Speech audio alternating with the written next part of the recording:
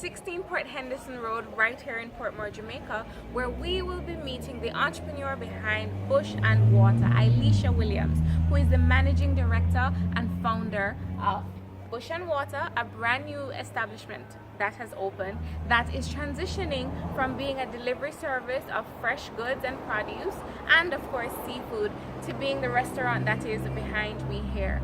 I'm your host, Rachel Callahan, and this is another episode of Start Live from Start Social. So join me, let's check out the restaurant and let's get to know a little bit more about Iiliesha Williams.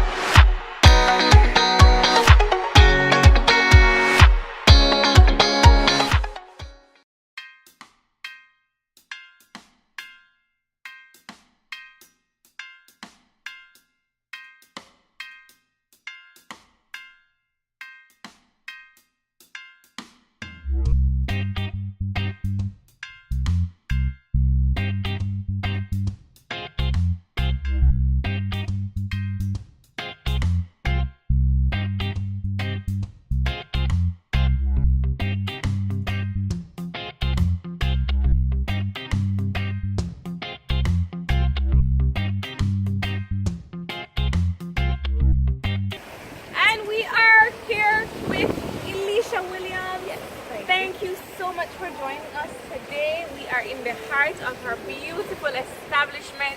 Since we have arrived here, all we've been saying, it feels like a movie. It feels like a perfect, like chill spot. But before, this is 1 week. Yes, exactly 1 week. Exactly 1 week since she has opened. And before we even start talking about this wonderful establishment that we're standing in, you're not starting from here. Tell us a little bit more about your family business. Okay. We started selling from my trunk of my car. So the name of the business is Bush and Water. Right. And what we started as was a farming and seafood company just brought together as one. The name came up by just thinking, how am I going to get farm produce healthy eating with seafood healthy eating into one and make it very Jamaican without sounding cliche Jamaican or cliche farm. Right. So I did a list of names, sent it out to my friends, a survey monkey, and everybody came back. Well, most people came back saying, listen, Bush and Water, because you are going to make it what they want it to be. Think of Google. What is Google? Nothing at all. We developed Google. Right. So let's develop what Bush and Water is going to be. So that's the name, the concept of the name. For the business itself, for the farming side of it, my godfather had a surplus of plantains, callaloo, and some other foods on his farm. And his farm was like a hangout spot for me on a weekend. Okay. So, we kind of get to have a little reasoning on a weekend, and I understood what he was going through, and I was thinking, how am I going to help him to move all of this product? How am I going to help him to put some money in his pocket? Because as a farmer, they invest the most and they earn the least.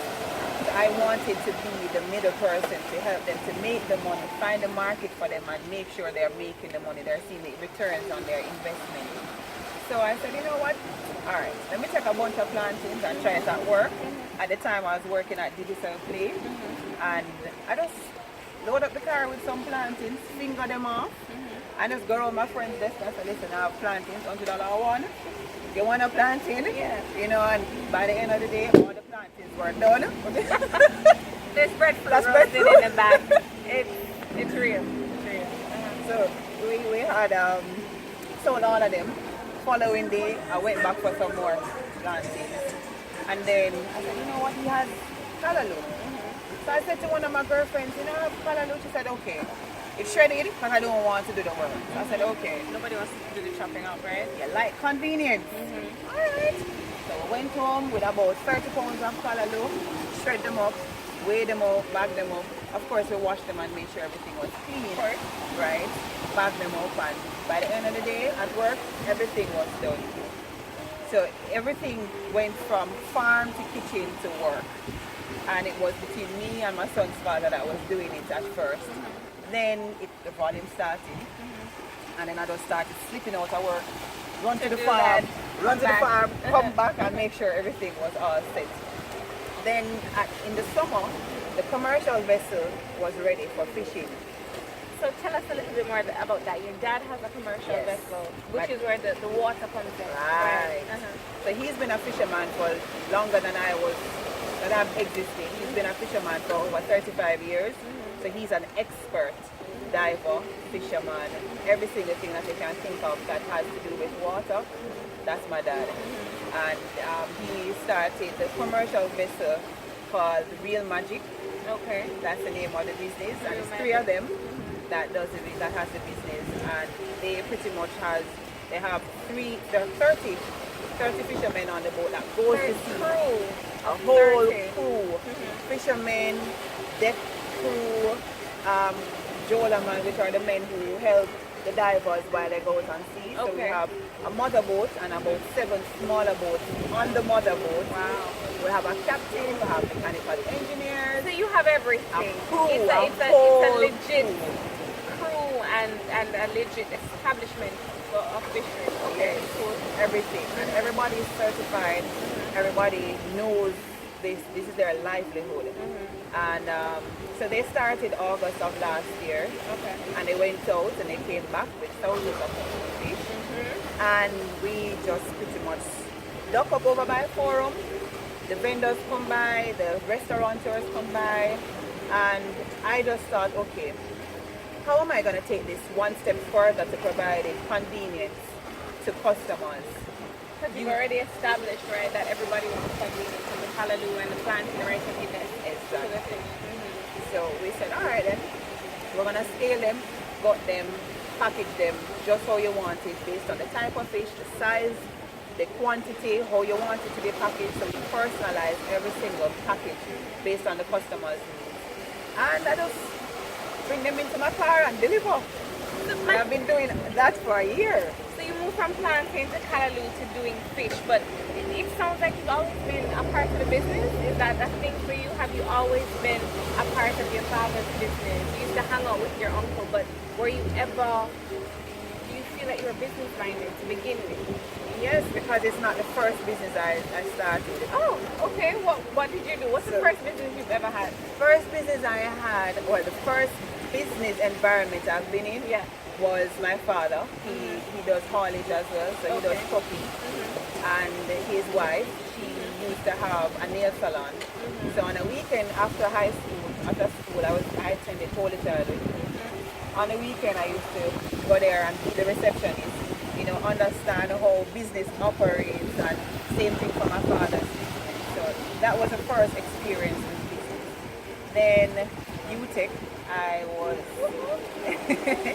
Bizarre, UTech. Yes. So I was doing promotion for Carimed for their selected products.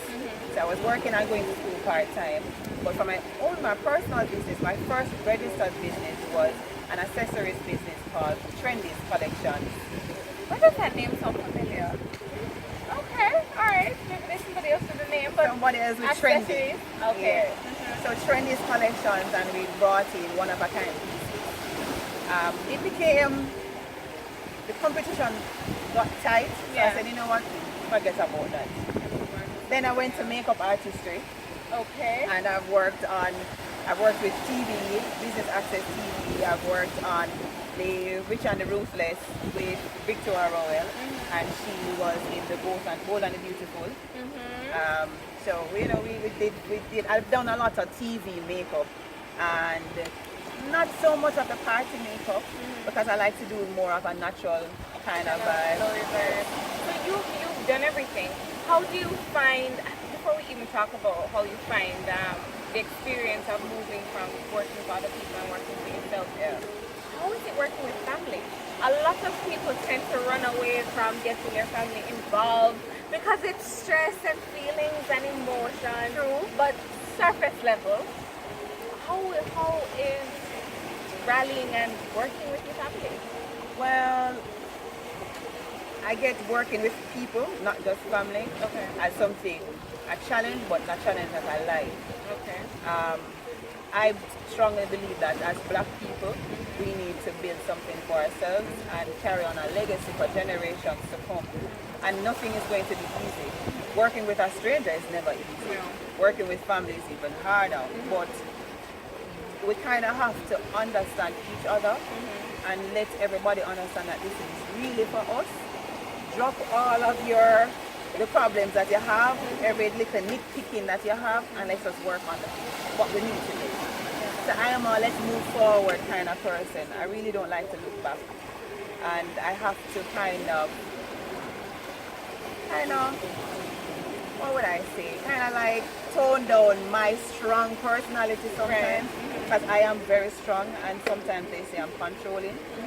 But I kind of have to understand where they're coming from and try to show them the vision that you have, that you're pushing for with all of the strength that you're mustering up. All right, fantastic. So you have worked in makeup artistry, you've worked as a receptionist, you've done all of that. Telecommunications for 10 years. For 10 years. 10 years. You were in corporate for 10 years. Yep, digital and flow.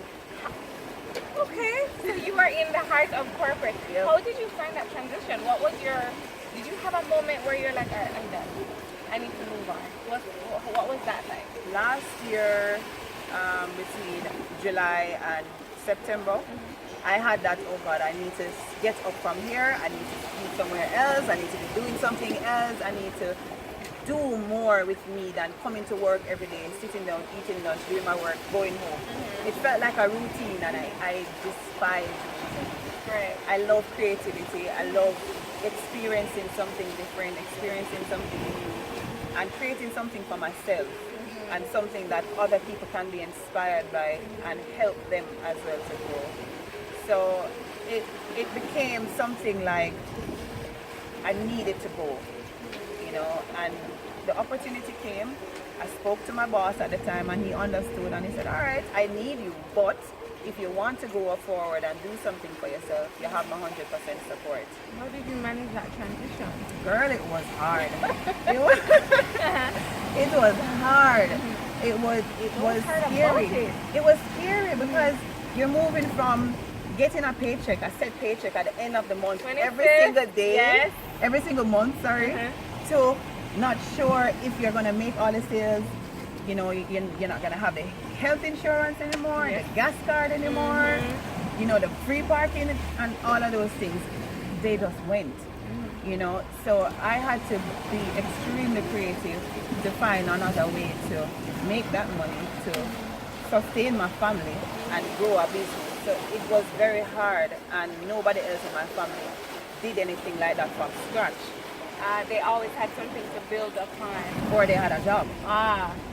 So why didn't you consider the half and half? I mean, I'm sure you did it to some extent because you're running away from the work. Yeah. But it's just it's the passion that dragged you out of this chair. All right. I'm led by the Spirit as well. So sometimes when things present themselves to me, I just said, you know what, I think it's best that I do this. And I stepped out in faith. And it helped. And look at us right here. Look at you right now. We are going to show you some more of the space, but we didn't mention, you said family. You are a mama bear. You have a little one. I have a 3-year-old. You have a 3-year-old. Congratulations. His name is Kyle. Hey, Kyle. So you're not going to probably be seeing this for a long, long time.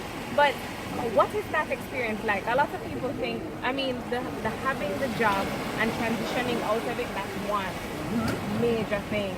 Now you have a little one, depending upon mommy to make everything happen. What was that? Was that like an additional level of fear? How did you deal with that? Not really fear. A lot of things were uncertain. Okay. But he has a very good supportive dad, and we're very close friends. And whenever I am not able to do something, he's right there picking up the pieces and making sure that, Kyle is never out of anything. And in my family, like my dad, he's the best man I've ever met in my entire life. Daddy is the best, the absolute best. If I should ever get married, my husband needs to have a lot of the qualities that my father have. Trust me. Him is the boss. And this is going public, so if you know, you gotta get it right, Jen. Yes.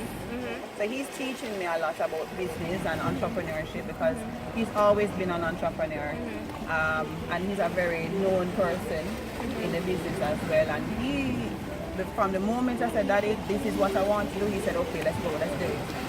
And he's been here every single day, making sure that, you know, safety is there, all the decor, the maintenance, the contacts, everything. So he's been like a strong support for me from day one.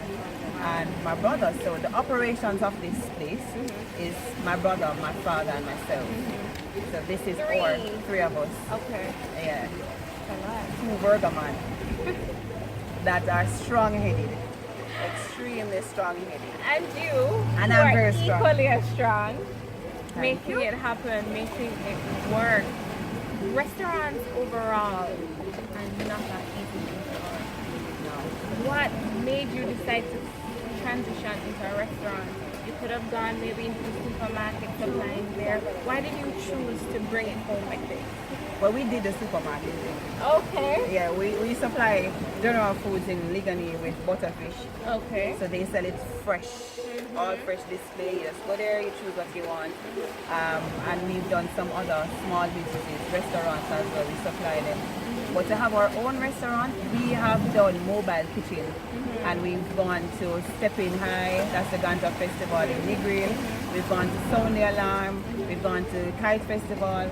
We've done our own farmers market, and we've done some other little pop-up kitchens here and there and catering. So I think it was only right for us to just step into having an establishment for ourselves, a home for Bush and Water. Because I was looking for a container to do like, you know, a quick lunch kind of thing. Right. But then the opportunity came for us to get this beautiful paradise of a location, and Paradise indeed. we just said, okay, let's do this. Let's make it happen. Yeah. So you're here. It's fabulous. Thank You're you. a week in business. How is that going? It's going good. Good. Yes. Any challenges so far? What has been your biggest challenge? Whether it's with yourself, the business itself. What do you think? Biggest challenge so far is figuring out the best time to open and getting people to know that we offer live food, raw food, and seafood. You know, we have a lot of branding that we want to change because I'm a stickler for brand. Yes, we heard. We heard. I had to take a picture of somebody. She said, nope, I'm not in my brand. Yeah, I'm not in my shirt." we're a sticker. The first time I said, okay, Bush and Water, I went and got shirts. I went and registered the business. Went and said, okay, Bush and Water is the name of this, and this is how we're going to look. And we need to kind of show people that it is a balance, which why we have the yin and yang With the bush. with the which bush is the and the leaves water. And the waves. Very Right. nice. So shout out to Richard White, our creative director. He did this wonderful artwork for us, Very nice. and he pretty much sat beside me at the cell and listened to all my crazy ideas of a business. And he said, you know what? Okay, I'm going to create something that says Iiliesha, that says Ili, and what she really wants to do. So the restaurant business is, I think it was coming our way. It was a natural progression for you. Yeah. Branding. Yeah. A lot of people don't put a lot of money in marketing. They're like, listen, build it, they will come, you tell your friend, you try a half-dead flyer. You clearly are committing to branding and marketing. Why? Why have you decided to take that on and not follow everybody else's path? I'm coming from the environment of branding and marketing. Flow and Digital are giants in marketing and getting people to buy their products, even if the both of them are having the same thing. Exactly. There's a distinct difference between the two. And a lot of people now are doing the farm to plate kind of thing. We call it farm to fork. Yes.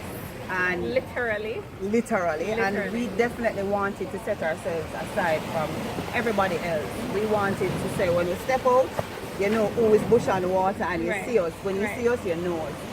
So we wanted to be identified anywhere we go, even if it's our kitchen staff or maintenance staff or operations, bar staff, everybody, anywhere you see us, you know us. And and you're gonna get to know them so much more, because I mean it's a week in, it's exciting, it's a beautiful place, guys. You need to come and check it out. So you have moved from delivery to this fantastic location here. What is next for Iili? What's next for Bush and Water? Woo! Let me open my book and tell you what's happening. All right. Flip.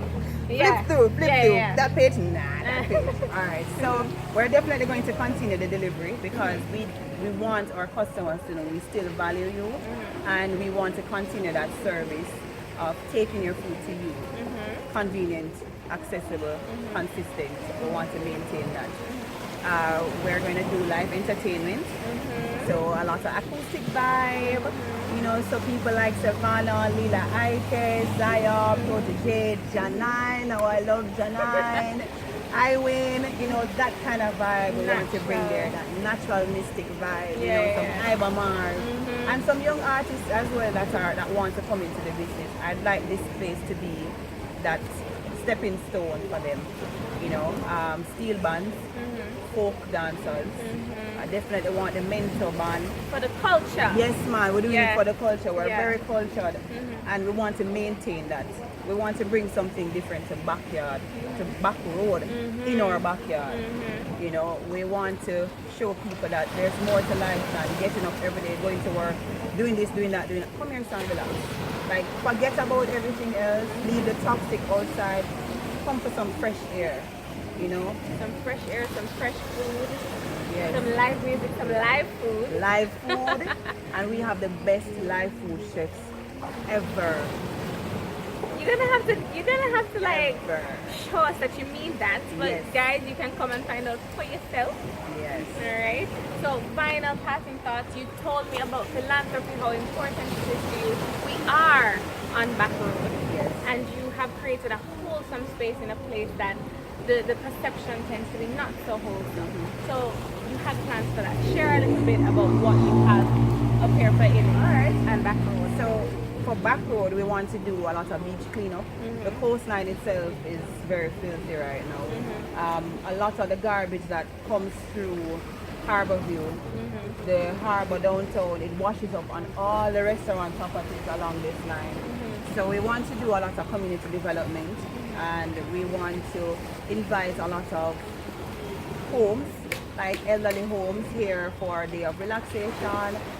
We're going to have yoga, massage therapy, a little retail therapy, farmers market and stuff like that. But for philanthropy, we've done work with Eve for Life, and that's an all-women and children organization that helps women and children with HIV or who have been physically or mentally or verbally abused. So we've done donations with them, and we want to continue that, as well as get into some of the schools, you know, for homework, for food, for everything that you can think of that can help to develop children and women and men. And for Back Road ladies here on Back Road, we want to do some seminars as well. So we'll invite them over, you know, show them a little thing or two. We have some persons who do craft work, like Indie Life from Forward Step Foundation. They do a lot of work with inner city people, and we want to bring that there to show them that listen, you can develop a skill, learn something, you know, try something for yourself, because everybody can be an entrepreneur. And if you don't want to be an entrepreneur, sit with somebody who is an entrepreneur and learn something from them, and then develop yourself. Work with them, because working together, you're building something, right? Of course. Listen, the only word that I can think of is wholesome. Wholesome energy, wholesome vibes, and of course from that wonderful kitchen out back, wholesome food. So you've heard it from Madame Bush and Water herself. Please invite the people down. Of course, August 1st and every Wednesday coming, we are going to have our backyard bonfire cookout. Right now we have some roast breadfruit on the fire, and we're going to have roast fish, roast conch, roast lobster. We're going to do different vegan dishes, live food dishes. We may even have some live food demonstrations out here out back. And it's going to be a nice cozy chill vibe, you know, come out and relax. Nothing too fancy, nothing too exciting. Just chill. You know, so come through for a nice vibe. Chill. Yeah. Yes, Relax. it is fantastic, ladies and gentlemen. It's a fantastic space, and it has been a fantastic conversation. Thank you. With the managing director and founder of Bush and Water, Iiliesha Williams. This has been another Start Live episode with me, your host, Rachel Callahan. It's been fun talking to her. I am now going to see what's going on with that breadfruit and see what's going on with that kitchen. Yes. Bye.